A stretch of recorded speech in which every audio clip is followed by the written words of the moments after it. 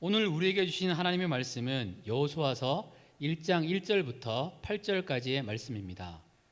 구약 성경 여호수아 1장 1절부터 8절까지의 말씀입니다. 제가 한 절 읽고 저희 성도님들과 청년들이 한 절씩 읽도록 하겠습니다. 여호와의 종 모세가 죽은 후에 여호와께서 모세의 수종자 눈의 아들 여호수아에게 말씀하여 이르시되 내 종 모세가 죽었으니 이제 너는 이 모든 백성과 더불어 일어나 이 요단을 건너 내가 그들 곧 이스라엘 자손에게 주는 그 땅으로 가라. 내가 모세에게 말한 바와 같이 너희 발바닥으로 밟는 곳은 모두 내가 너희에게 주었노니 곧 광야와 이 레바논에서부터 큰 강 곧 유브라데 강까지 해 족속의 온 땅과 또 해지는 쪽 대해까지 너희의 영토가 되리라. 내 평생에 너를 능히 대적할 자가 없으리니 내가 모세와 함께 있었던 것 같이 너와 함께 있을 것임이니라. 내가 너를 떠나지 아니하며 버리지 아니하리니 강하고 담대하라. 너는 내가 그들의 조상에게 맹세하여 그들에게 주리라 한 땅을 이 백성에게 차지하게 하리라.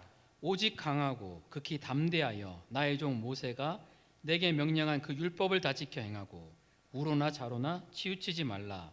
그리하면 어디로 가든지 형통하리니 이 율법책을 내 입에서 떠나지 말게 하며 주야로 그것을 묵상하여 그 안에 기록된 대로 다 지켜 행하라. 그리하면 내 길이 평탄하게 될 것이며 내가 형통하리라. 아멘. 새로운 시작이라는 내용으로 성도님들과 우리 청년들과 함께 하나님의 말씀을 같이 나누도록 하겠습니다. 지난주에 말씀드린 것처럼 저희 교회는 12월 오늘이 회기의 시작입니다. 한 연도의 시작이 1월이 아니라 저희는 12월부터 회기의 시작이 됩니다. 옹고지신, 옛것을 익혀서 새것을 나눈다는 건데 옛것을 익힌 사람만이 미래를 준비할 수 있다는 것으로 사람들에게 많이 쓰여집니다. 과거를 공부해야지만 이 바탕으로 해서 미래에 있는 사람들을 가르칠 수 있다. 그래서 역사를 공부하는 것은 반복된 어떤 역사를 공부하는 것은 너무나 중요합니다. 역사를 연구하는 데는 사관이 크게 두 가지가 있습니다. 첫째가 고전적 역사 이해인데 랑케라는 사람이 이제 말하는 건데 객관적인 사실만 이야기를 해야 된다 이 말이고요. 하나는 근대적 역사 이해가 있습니다. E.H. 카 이런 분이 말하는 건데요. 역사는 과거와 현재 사이의 대화다. 어떻게 해석하는 것이 중요하다. 역사를 통해서 우리는 무엇인가를 배워야 한다. 맞습니다. 역사를 통해서 우리는 많은 것들을 배울 수 있습니다. 많은 것들은 반복되고 여기서 교훈을 얻는다면 우리는 좀 더 바르고 아름다운 삶으로 나갈 수가 있습니다. 임진왜란에 대한 여러 가지 이야기가 많지만 임진왜란 때 왜 그 조선이라는 나라는 우리나라는 조선은 왜 이렇게 쉽게 패했던 걸까? 나중에는 이겼었지만 초반에 왜 이렇게 쉽게 패했던 걸까라는 내용에 대해서 여러 학자들이 다양한 주장을 하지만 그 중에 인상 깊은 주장이 이겁니다. 우리나라는 그 당시에 일본을 너무나 몰랐다. 조선 초기에는 한 100년 정도 약 60번 정도의 통신사나 사신들이 갈 만큼 일본과 가까웠습니다. 그래서 세종대왕 25년에 보면 신숙주라는 사람이 이제 책을 하나 씁니다. 해동제국기. 일본에 대한 책을 쓰거든요. 그만큼 일본에 대한 정보가 상당히 많이 있었습니다. 하지만 그 이후에 100년 동안은 정보가 거의 없습니다. 그전에는 100년 동안 60번을 갔다면 그 다음 100년 동안은 선조까지는 5번밖에 가지를 않습니다. 반면에 일본에서는 수많은 스파이들을 우리나라에 보냈습니다. 승려들 많이 보냈고요. 상인들을 보내서 우리나라의 정보에 대해서 계속적으로 물어왔고 연구를 해왔었습니다. 그런데 이때 보고서에 보면 재미있는 내용들이 있습니다. 일본의 스파이들이 도요토미 히데요시한테 보고를 하는데 크게 두 가지입니다. 첫째는 조선에는 군대가 없습니다. 도요토미 히데요시가 놀랐습니다. 이게 말이 되냐? 군대가 없는 나라는 어디 있냐? 실제로 군대가 거의 없었었죠. 탕금대라는 전투를 했었을 때 병사들을 모았는데 병사들이 붓을 들고 왔다는 유명한 이야기가 있을 만큼 그 당시 우리나라 군대는 정말로 약했었고 거의 없는 상황이었습니다. 또한 두 번째 보고가 이겁니다. 절반이 노비입니다. 절반이 노비였던 상황. 일본에서는 우리나라를 알았는데 우리는 일본에 대해서 너무나 몰랐습니다. 선조 임금이 바보가 아니어서 일본이 침략할 거를 예상은 했는데 한 3, 4만 명 정도 올 거라고 생각을 했습니다. 하지만 그 당시에 일본의 군대를 보면 준비했던 군대만 30만 명이 넘습니다. 결과는 저희가 알다시피 완전히 초토화됐죠. 20일 만에 한양이 함락될 만큼 조선은 초토화되었습니다. 유승용이라는 사람이 징비록에서 이런 말을 합니다. 그 당시에 우리나라 사람들은 너무나 편안함에 익숙해 있었다. 그래서 싸우는 법도 잊어버렸다라고 말합니다. 이런 역사의 이야기를 들으면 우리도 깨닫습니다. 아, 지피지기, 백전백승, 모르면 안 되는구나. 편안함에 익숙해 있는 것이 좋은 삶이 아니구나. 이렇게 깨달을 수가 있습니다. 역사를 통해서 우리는 많은 것을 배울 수 있습니다. 그런데 역사를 통해서 우리가 배우지 않는다면, 말씀을 통해서 배우지 않는다면 어쩌면 우리의 삶 가운데 우리는 비싼 수업료를 내게 됩니다. 비싼 수업료가 아니라 청강하면 될 수 있는 것을 내 삶의 아픔, 너무나 고통 가운데 있으면서 배우는 경우들도 상당히 많이 있습니다. 지금 우리가 보는 이 여호수아서, 성경에서는 역사서라고 말하고 있습니다. 하나님이 여호수아서를 통해서 우리에게 말씀합니다. 새로운 시기를 준비하면서, 새로운 시대를 준비하면서 여호수아의 삶을 보고 이 당시의 이스라엘 역사를 보고 우리가 무엇을 해야 하고 무엇을 하지 말아야 되는지를 여호수아서를 통해서 잘 말씀하고 있습니다. 1년을 마무리하고 새롭게 시작되는 이 시점에서 우리는 여호수아서를 통해서 무엇을 배워야 할까요? 같이 한번 살펴보겠습니다. 첫째는 우리의 사명을 기억해야 된다는 겁니다. 같이 읽겠습니다. 자, 시작. 우리의 사명을 기억해야 합니다. 여호수아서 1장 1절부터 4절 말씀입니다. 같이 읽겠습니다. 자, 시작. 여호와의 종 모세가 죽은 후에 여호와께서 모세의 수종자 눈의 아들 여호수아에게 말씀하여 이르시되 내 종 모세가 죽었으니 이제 너는 이 모든 백성과 더불어 일어나 이 요단을 건너 내가 그들 곧 이스라엘 자손에게 주는 그 땅으로 가라. 내가 모세에게 말한 바와 같이 너희 발바닥으로 밟는 곳은 모두 내가 너희에게 주었노니 곧 광야와 이 레바논에서부터 큰 강 곧 유브라데 강까지 해쪽 속의 온 땅과 또 해지는 쪽 대해까지 너희의 영토가 되리라. 아멘. 하나님께서 여호수아에게 말씀하시는 것은 땅을 취하라는 겁니다. 여기서 땅을 취한다는 것은 하나님의 나라를 이루어 가라는 겁니다. 정복한다는 뜻이라기보다는 하나님의 나라를 확장시키라고 말씀하고 있습니다. 그런데 이 말씀을 하면서 이렇게 말합니다. 내가 모세에게 말한 바와 같이. 하나님께서 모세에게 말씀하신 것을 여호수아에게도 동일하게 말씀하십니다. 여호수아에게 말씀하신 것을 사무엘에게도 동일하게 말씀하시고 다윗에게도, 선지자들에게도, 그리고 마태에게도, 디모데에게도 계속적으로 주님은 우리에게 말씀하고 계십니다. 무엇일까요? 하나님의 나라를 확장하라는 겁니다. 하나님의 나라를 성취하고 하나님의 나라를 이루는 삶을 살라라고 주님은 우리에게 말씀하십니다. 왜냐하면 이것이 성경 전체의 주제이기 때문입니다. 출애굽 때 하나님께서는 이스라엘 백성들을 노예에서 건지셨습니다. 노예에서 놀라운 기적으로 이스라엘 백성들을 구원하셨습니다. 그리고 무슨 이야기를 하셨던 걸까요?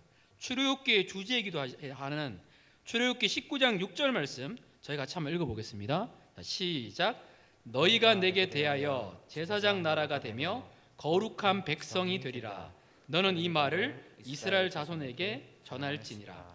제사장 나라. 제사장 나라는 무엇일까요? 제사장의 역할은 사람들을 하나님께로 이끄는 통로가 되는 것이 제사장의 역할입니다. 하나님은 우리를 통해서 잃어버린 영혼들을 구원받기 원하시고 하나님의 통치가 이루어지지 않은 그 땅 가운데 하나님의 통치를 이루시기를 기뻐하십니다.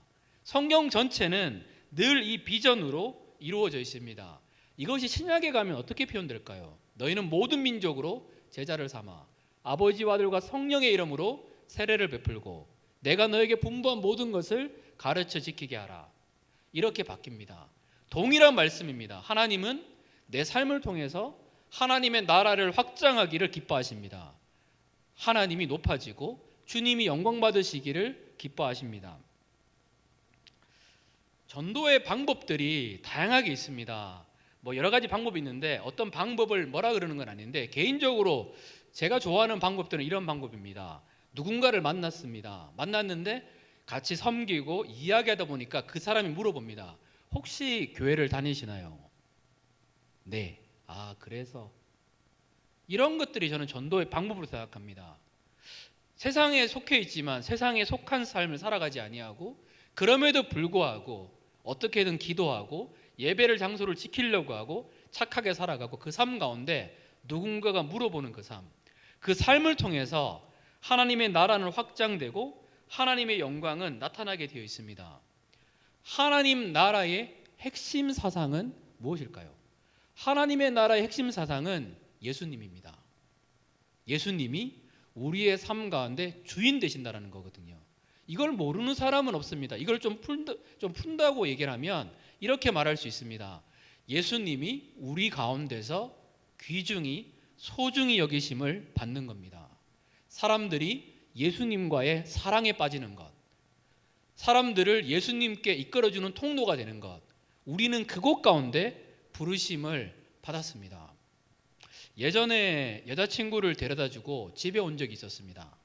데려다주고 오는데 이런 마음이 드는 거예요. 여자친구를 너무 보고 싶다. 자꾸 생각이 나는 거예요. 그러다가 기도를 하는데 하나님이 이런 마음을 주셨습니다. 여자친구를 그리워하는 마음은 있는데 나를 그리워하는 마음은 어디 있느냐라는 이 마음이 드는 거예요. 그때 이런 기도를 했었습니다. 하나님을 사랑해서 상사병에 걸릴 수 있는 은혜를 주셨으면 좋겠습니다. 하나님을 정말로 사랑하고 싶습니다. 이 세상에서 하나님을 가장 사랑하는 사람이라고, 하나님이 기뻐하는 사람이 있다면 그 사람이 내가 되고 싶습니다. 그런 기도를 한 적이 있었습니다. 우리의 삶 가운데 예수님은 어느 정도의 위치에 있는 분일까요? 주인이라는 것은 전부라는 뜻입니다. 우리의 사명은 이곳에 있습니다. 예수 그리스도가 높아지는 것을 보는 것. 사람이 높아지는 것이 아닙니다. 예수님을 만나게 되면 우리 안에 한 가지 소망이 생기는데, 그것은 하나님이 기뻐하시는 것, 하나님이 영광이 드러나는 것을 보고 싶은 것입니다. 내가 이런 것이 아니라 나를 위하여 십자가에 죽으신 그리스도, 나를 위하여 생명을 주신 그분의 사랑에 부딪히면 우리에게 동일하게 일어나는 것은 예수 그리스도를 자랑하고 싶은 마음입니다. 만약에 우리 청년들이 고등학교 시절로 돌아가서 서울대학교를 수석으로 합격했다, 말하고 싶지 않을까요? 이야기하고 싶지 않을까요? 우리 예수님은 그 정도가 아니라 그분을 알게 되면 사랑에 빠질 수밖에 없는 분입니다. 믿어야겠지, 이게 아니라 그분이 누군지를 알게 되면 신뢰가 갈 수밖에 없습니다. 세상에서 가장 아름다우신 분이기 때문입니다. 여호수아에게도 마찬가지고 우리에게도 마찬가지고 주님은 동일한 부르심 가운데 역사하십니다. 하나님의 나라를 이루어라. 지금 있는 이곳에서 예수 그리스도의 영광이 드러나게, 사람들이 하나님을 만나게 되는 제사장 나라가 되라. 그 부르심이 뜨거워지는 우리 청년들, 우리 성도님 되시기를 축복합니다. 둘째는 무엇일까요? 새로운 시대를 준비하면서 하나님은 여호수아에게 이렇게 말씀하십니다. 같이 읽겠습니다. 자, 시작. 마음을 강하게 하고 담대히 해야 합니다. 여호수아서 1장 5절부터 6절 말씀입니다. 같이 읽겠습니다. 자, 시작. 내 평생에 너를 능히 대적할 자가 없으리니 내가 모세와 함께 있었던 것 같이 너와 함께 있을 것임이니라. 내가 너를 떠나지 아니하며 버리지 아니하리니 강하고 담대하라. 너는 내가 그들의 조상에게 맹세하여 그들에게 주리라 한 땅을 이 백성에게 차지하게 하리라. 아멘. 새로운 시대를 준비하면서 주님은 여호수아에게 모세에게 말했던 것과 동일한 사명을 다시 일으켜 주시고, 또 둘째로 여호수아로 하여금 마음을 강하게 하고 담대히 하라라고 말씀하여 주십니다. 새로운 시대를 살아가면서 마음을 지키는 것, 마음을 강하게 하고 담대히 하라고 말씀하십니다. 여호수아는 사실 이때에 마음을 지키기가 쉽지 않습니다. 우리 청년분들은 어떨까요? 마음 지키는 거 쉬울까요? 모세가 죽은 후에 여호수아는 리더가 되었습니다. 모세, 홍해를 갈랐던 사람, 이집트의 왕자, 신분부터 다릅니다. 여호수아는 노예였거든요. 사람들이 뭐만 하면 비교하지 않을까요? 아, 모세 때는 이랬는데, 아, 모세 때는 이런 게 좋았었는데, 비교의식 들지 않았을까요? 우리의 마음을 빼앗기는 첫 번째가 비교의식입니다. 저 사람은 저랬는데 나는 안 되네. 저분은 좋은 데 사는데 나는 아니네. 그렇게 하다 보면 마음을 빼앗기기가 쉽습니다. 둘째는 무엇인가 하면요, 반대로 이제 모세가 없습니다. 그 전까지는 내가 의지할 대상이 있습니다. 모세, 어떻게 해야 될까요? 어떻게 나가야 될까요? 의지할 대상이 있는데 이제 모세가 없습니다. 혼자 서서 혼자서 어떤 결정을 해야 합니다. 리더가 된다는 것은 정말로 외롭습니다. 저는 우리 청년들이 새롭게 맞이하는 가족장들 첫 만날 때부터 정말로 잘해줬으면 좋겠어요. 리더는 사실 외롭거든요. 그 자리에 있는 것만 해도 외롭다라는 말이 있습니다. 그런데 가족원들이 해주는 그 따뜻한 말 한마디가 가족장으로 하여금 굉장히 큰 힘이 나게 만듭니다. 딱 보시면 감사합니다. 저도 같이 기도하겠습니다. 그러면 가족장들이 여러분 없을 때 울어요. 저 만날 때 울거든요. 그 따뜻한 말들 있잖아요. 그게 살려주는데 여호수아는 지금 함께할 수 있는 모세가 없습니다. 얼마나 외로울까요? 가족장들에게 정말로 힘이 되는 사람이 있습니다. 눈이 오나 비가 오나 시험을 치나 어떠한 상황에도 늘 그 자리에 나오는 사람, 늘 함께 하니까요. 익숙하다 보면 친해집니다. 마음을 털어놓을 수 있게 되거든요. 여호수아는 참 외로웠습니다. 홀로 서는 것, 마음을 지키는 것 정말로 쉽지 않습니다. 셋째는 이제 전쟁을 해야 합니다. 누가 전쟁을 좋아할까요? 편안한 삶을 좋아하지 전쟁을 좋아하는 사람은 없습니다. 마음 지키기가 정말로 어렵습니다. 모세처럼 군사학에 대해서 배웠을까요? 노예였는데 측량 기술을 배웠을까요? 보급하는 방법을 배웠을까요? 배운 거 없습니다. 그 속에서 서야 되는 것이 여호수아의 삶이었습니다. 마음 지키는 거 정말로 어려웠는데 주님은 이렇게 말씀하십니다. 내 평생에 너를 능히 대적할 자 없다. 이 땅을 네가 반드시 차지하게 하겠다. 이 말씀은 이겁니다. 내가 너로 하여금 승리를 이루겠다, 이 말씀인데 여호수아는 이 하나님의 말씀의 모든 마음을 그곳에 둡니다. 그게 여호수아의 삶의 행복이었습니다. 하나님의 말씀이 어떠한 좋은 말 중에 하나가 아니라 여호수아에게 정말로 필요한 것은 하나님의 격려와 하나님의 말씀이었습니다. 말씀은 영원히 변치 않습니다. 그래서 여호수아는 이 말씀을 통해서 굉장히 큰 힘을 얻었습니다. 사람들의 말에 마음을 두면 우리는 자주 흔들리게 됩니다. 마음을 지키기가 쉽지 않습니다. 그래서 전도서 7장 21절 22절 말씀은 우리에게 이렇게 말합니다. 같이 한번 읽어볼까요? 자, 시작. 또한 사람들이 하는 모든 말에 내 마음을 두지 말라. 그리하면 내 종이 너를 저주하는 것을 듣지 아니하리라. 너도 가끔 사람을 저주했다는 것을 내 마음도 알고 있느니라. 전도서는 말합니다. 사람들이 하는 모든 말에 마음을 두지 말라. 왜 그럴까요? 종이 너를 저주하는 것을 듣지 않는다. 이 말은 이런 겁니다. 종은 고대시대 때 순종하는 사람입니다. 순복하는 사람이고 주인에게 잘하는 사람입니다. 하지만 그 종도 주인이 없을 때는 주인의 욕을 할 수 있습니다. 종도 그렇다는 거거든요. 사람은 그렇습니다. 없을 때에 다른 사람을 칭찬하기보다 다른 사람을 비난하는 것이 가까운 것이 사람입니다. 그래서 사람들의 말에 마음을 두지 말라라고 이야기합니다. 소통을 잘하는 것과 다릅니다. 사람들의 말이 내 마음을 움직이게 된다면 나는 마음을 지키기가 어렵습니다. 하나님의 말씀이 나를 움직여야지 나를 지킬 수 있지, 사람의 말에 따라서 왔다 갔다 계속 하다 보면 결국에는 마음을 지킬 수가 없습니다. 그래서 전도서는 사람의 말에 마음을 두지 말라라고 말합니다. 또한 이렇게 말합니다. 너도 가끔 사람을 저주하지 않았냐? 우리도 좁은 소견으로 저 사람은 저럴 거야 하고 판단을 했는데 시간이 지나 보니까 아니었구나. 이런 상황들을 맞이할 수 있다라는 겁니다. 그래서 사람들의 마음에 두지 말고 영원한 하나님의 말씀에 마음을 두라고 여호수아서는 우리에게 말합니다. 인생을 살아가면서 정말로 중요한 것입니다. 하나님이 나를 사랑한다. 이것이 내 인생에 충분하다라면 우리는 이 세상을 새로운 시작으로 살아갈 수가 있습니다. 우리 사랑하는 청년들 성도님들에게 하나님의 말씀은 얼마나 큰 가치가 있는 걸까요? 여호수아는 이 말씀을 생명으로 붙잡았습니다.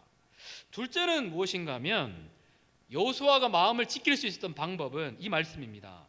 하나님의 함께하심을 신뢰하며 나아갔다라는 겁니다. 여호수아도 부족하고 연약할 때 많습니다. 젊었을 때는 여호수아가 이렇게 행동했습니다. 민수기 11장 27절부터 28절 말씀입니다. 같이 한번 읽을까요? 자, 시작. 한 소년이 달려와서 모세에게 전하여 이르되 엘닷과 메닷이 진중에서 예언하이다 하매 택한 자 중 한 사람 곧 모세를 섬기는 눈의 아들 여호수아가 말하여 이르되 내 주 모세여 그들을 말리소서. 네, 하나님께서 70인의 장로에게 예언의 은혜를 부어주셔서 예언하게 하시는데 여호수아가 말립니다. 그래서 모세에게 엄청나게 혼납니다. 하나님의 나라를 생각하는 모세 입장에서는 사람들이 예언하는 것이 좋은 겁니다. 많은 사람들이 말씀을 전하는 것이 좋은 겁니다. 하지만 이때 여호수아는 다 잘하지 못했습니다. 그래서 그건 말렸습니다. 이런 연약한 여호수아의 모습들이 가면 갈수록 계속 있습니다. 없어지지 않습니다. 하지만 그럴 때마다 여호수아는 이 여정을 승리하면서 끝냅니다. 그 이유가 하나입니다. 여호와 하나님이 여호수아와 함께 하셨기 때문입니다. 우리의 삶의 미래를 생각하면 두려울 때 있지 않습니까? 나는 미래에 어떻게 지낼까? 나는 미래에 어떻게 살아갈 수 있을까? 이 경쟁 많은 시기 때에 과연 나는 결혼할 수 있을까? 나는 좋은 직장을 가질 수 있을까? 나는 어떻게 살아갈 수 있을까?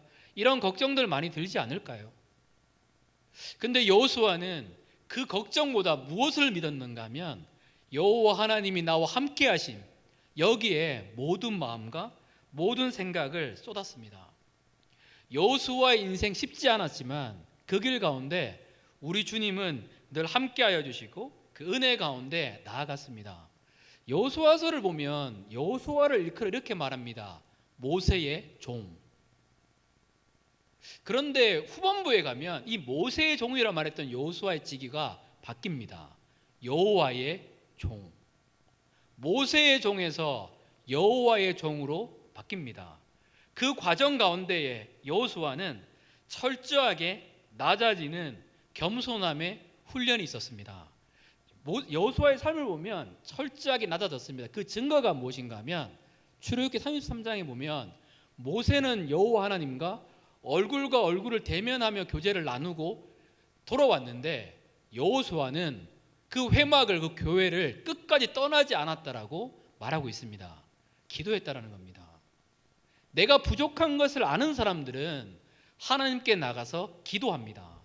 그 기도 가운데 하나님의 놀라운 역사가 부어집니다. 주님이 이렇게 말씀하시거든요. 네 힘으로 안 되지 않냐? 그럼 나에게 기도하라고, 부르짖으라고, 나의 힘으로 하라라고 말씀하십니다. 여호수아는 늘 모든 삶 가운데 하나님께 기도하면서 이 모든 것들을 이루었습니다. 지도자는 낮아지는 훈련을 거쳐야 합니다. 지도자가 높아지면, 마음이 높아지면 그때부터 그곳 가운데 위기가 옵니다. 저희 청년들은 잘 알다시피 저는 첫 사역이 노숙인들 사역이었습니다. 담임 목사님께서 맡기시고 안식년을 바로 가셨기 때문에 노숙인의 사역을 처음 하는 제 입장에서는 정말로 쉽지 않은 사역이었습니다. 어떻게 대할 줄도 모르겠고 정말로 급한 일이 생겼다 그래가지고 만났는데 하시는 말씀은 돈 달라라고, 이런 내용이시고, 내가 어제 출소했는데 뭐 하면서 협박 같은 어떤 말들, 참 쉽지 않은 그 사역이었습니다. 그런데 어느 날 말씀을 전하는데 이런 날이 있습니다. 말씀을 전하는데 속에서 불이 나가는 것 같아요. 막 노숙인들이 웁니다. 와, 그런 것들이, 그런 날이 있습니다. 그 말씀을 듣지 않은 노숙인이 울고 이랬을 때에 갑자기 마음속에 이런 마음이 드는 거예요. 아, 하나님이 나에게 이런 은사를 주셨구나, 하나님이 나에게 또 이런 걸 주셨구나 하면서 마음이 약간 이렇게 높아지는 거예요. 그리고 그 다음 주에 더 기도 많이 하고 더 많이 준비하고 말씀을 전했는데 노숙인들이 막 일어나고 하나님 어디 있냐고 막 소리 지르고 막 그러는 거예요. 그날 밤에 계속 우는 거예요. 하나님, 내가 미쳤습니다. 모든 건 다 하나님이 하셨는데 내 마음이 높아졌습니다. 교회를 다니는 우리에게 정말로 중요한 것은 우리의 마음이 높아지면 안 된다는 겁니다. 하나님이 높아져야 될 그 자리에 내가 높아진다. 그것만큼 신앙의 위기는 없습니다. 왜냐하면 하나님은 겸손한 자에게 은혜를 부어주십니다. 그래서 기도하는 겁니다. 기도하지 않는다라는 뜻은 이런 겁니다. 내 힘으로 된다. 기도해야 합니다. 하나님 도와주십시오. 하나님, 내가 어떻게 할지는 모르겠습니다. 도와주십시오. 그 가운데 하나님의 놀라운 은혜는 우리를 덮게 되어 있습니다. 이 겸손함의 은혜가 우리 청년들에게 가득하시기를 축복합니다. 마지막 셋째는 무엇일까요? 세 번째 같이 한번 읽어보겠습니다. 자, 시작. 하나님의 말씀을 묵상하며 순종하는 길입니다. 여호수아서 1장 8절 말씀입니다. 같이 읽겠습니다. 자, 시작. 이 율법책을 내 입에서 떠나지 말게 하며 주야로 그것을 묵상하여 그 안에 기록된 대로 다 지켜 행하라. 그리하면 내 길이 평탄하게 될 것이며 내가 형통하리라. 아멘. 새로운 시대를 준비하면서 하나님께서는 여호수아에게 말씀하신 것은 이 율법책을 내 입에서 떠나지 말게 하라고 말씀하셨습니다. 네, 한국어로 이렇게 읽다 보면 선택 같은 느낌이 있습니다. 이 율법책을 내 입에서 떠나지 말게 하니까 떠날 수도 있고 안 떠날 수도 있다라고 해석할 수 있는데, 사실 히브리어로 보면 여기서 주어는 율법책입니다. 이렇게 히브리어에서 구성이 될 때는 무슨 뜻인가 하면 율법책이 만약에 없다, 그러면 이 사람은 죽는다라는 겁니다. 여호수아의 삶 가운데 하나님의 말씀이 없다, 그러면 여호수아 너는 죽는다. 그러니까 이 말씀을, 이 하나님의 말씀을 내 입에서 떠나지 말게 하라라고 우리에게, 여호수아에게 하나님께서는 강조하면서 말씀하고 있다라는 겁니다. 이거는 죽고 사는 문제라는 거거든요. 그래서 믿음의 선배님들은 이런 이야기를 했었습니다. No Bible, no breakfast. 성경을 내가 보지 않으면 아침을 먹지 않겠다. 이게 믿음의 선배님들이 싸웠었던 그 믿음의 여정과 그러한 과정이었습니다. 그리고 이렇게 이야기합니다. 주야로 그것을 묵상하여. 하나님의 말씀을 묵상한다는 뜻은 하가라는 뜻이 있습니다. 하가는 사자가 먹이를 빼앗기지 않으면서 이 말씀을 지키기 위해 싸우는 것들을 얘기할 때도 있고, 이 말씀을 읊조리는 것도 의미할 때도 있습니다. 그러니까 하나님의 말씀을 끊임없이 읊조리고 외쳐서 이 말씀이 나의 것이 되게 하라라고 할 때 이 묵상한다는 단어를 사용합니다. 말씀을 뜻을 모른 채 10번 보는 것보다 하나님의 말씀을 묵상하면서 그 뜻을 알고 제대로 보는 것이 더 중요하다라는 말이 있습니다. 뜻을 모르고 말씀을 읽으면 이 내용이 재미가 없고 잠이 옵니다. 하지만 말씀을 읊조리고 이 말씀이 진짜 내 안에 갈급함이 되어서 내가 이 말씀 없으면 살아갈 수 없다라는 마음속에서 말씀을 본다면 이 말씀은 내 안에 생명으로 흐릅니다.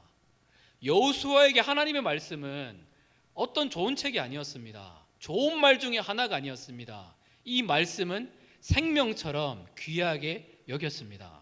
저희는 아침마다 청년부에서 큐티를 합니다.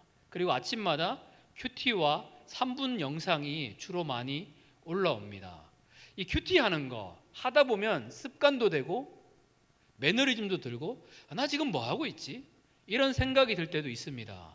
하지만 참 신기한 것은 그럼에도 불구하고 계속 큐티를 하다 보면 내가 이런 문제에 대해서 고민했는데 거기에 대한 답을 성경에서 말할 때가 상당히 많이 있다라는 겁니다. 하나님은 말씀을 통해서 나의 길을 열어주십니다. 주의 말씀은 내 발의 등이거든요. 그런데 내가 말씀을 보지 않습니다. 말씀을 암송하지 않습니다. 그러면 주님이 말씀을 생각나게 하려고 하시더라도 말씀을 모르는데 어떻게 생각날까요? 하나님의 음성을 듣기 위해, 하나님의 말씀을 듣기 위해서 눈을 감고 주님 말씀해 주세요라고 기도하는 것도 필요하겠지만 그것보다도 좋은 것은 성경을 통해서 하나님의 음성을, 하나님의 말씀을 듣는 것입니다. 내 안의 갈급함과 내 안의 절박함 가운데서 나는 이 말씀 없으면 살 수 없습니다라는 마음으로 성경을 연구하고 큐티한다면 하나님의 말씀은 내 삶 가운데 생명으로 울리게 되어 있습니다. 내일부터 또 다시 큐티가 시작됩니다. 월요일은 우리 가족장 임원들이 큐티를 올릴 거예요. 그리고 그 다음은 제가 계속 올립니다. 큐티 보시면서 바빠도 한번 큐티 한번 보십시오. 내가 오늘 큐티를 못했다. 그러면 청년부에서 하고 있으니까 한번 읽어주세요. 그리고 3분 영상 꼭 한번 봐주세요. 그것만 하더라도 내 삶 가운데 신앙에서 조금씩 자랄 수 있습니다.